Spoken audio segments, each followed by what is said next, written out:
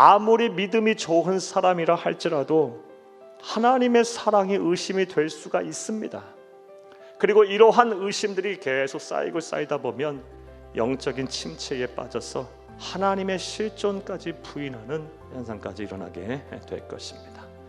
그런데 어찌 생각해보면 이러한 것은 너무나 당연한 것입니다. 왜냐하면 우리들은 육체적, 정신적으로 분명한 한계를 가진 나약한 존재들이기 때문입니다. 자, 그런데 아무리 그렇다고 해서라도 우리는 하나님의 사랑을 의심해서는 안 되는 겁니다.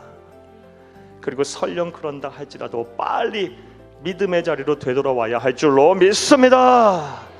왜냐하면 먼저 사랑하는 여러분, 우리가 하나님의 사랑을 의심하는 그 순간부터 우리에게 영적인 위기가 찾아오기 때문입니다.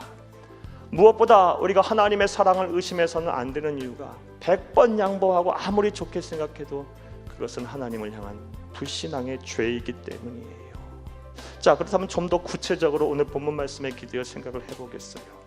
사랑하는 여러분, 우리의 삶이 아무리 힘들고 어렵고 또 하나님께서 침묵하신다 할지라도 우리가 하나님의 사랑을 의심할 필요가 없는 이유가 무엇일까요? 첫째로, 우리의 고통에는 우리가 알지 못하는 하나님의 심오한 계획이 있기 때문입니다. 성경을 보게 되면 우리 주 예수님께서는 당신의 사람들이 고통을 당할 때 절대로 지체하거나 내버려 둔 적이 없어요. 그러나 분명한 사실, 하나님의 백성이 당하는 고통에는요, 하나님의 심오한 계획이 있어요. 우리는 잘 몰라요. 우리는 하나님의 경륜과 하나님의 지식에 도달할 수 있는 사람이 아니기 때문에 하나님의 계획과 하나님의 뜻을 몰라요. 하지만 하나님의 백성이 당하는 고통에는 반드시 우리는 알지 못하는 하나님의 심오한 계획이 있음을 믿으시기를 간절히 주의 이름으로 축복합니다.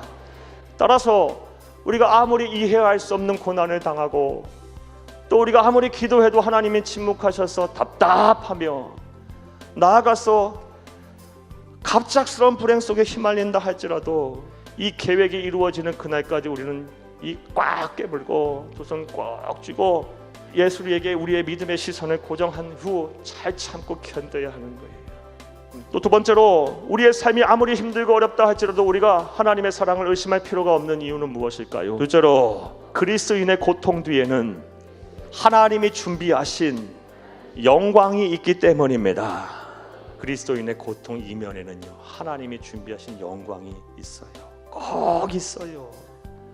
그러하기에 아무리 삶이 힘들고 어렵다 할지라도 우리는 하나님의 사랑을 의심할 필요가 없어요. 사랑하는 여러분, 부디 이러한 노력과 실천을 통해서 하나님 주신 은혜와 복을 누리며 이 세상 사는 동안 주의 백성답게 참된 행복을 누리는 귀하고 복된 하나님 기쁘시고 참 칭찬받은 참된 성도 다 되시기를 간절히 주의 이름으로 축복합니다.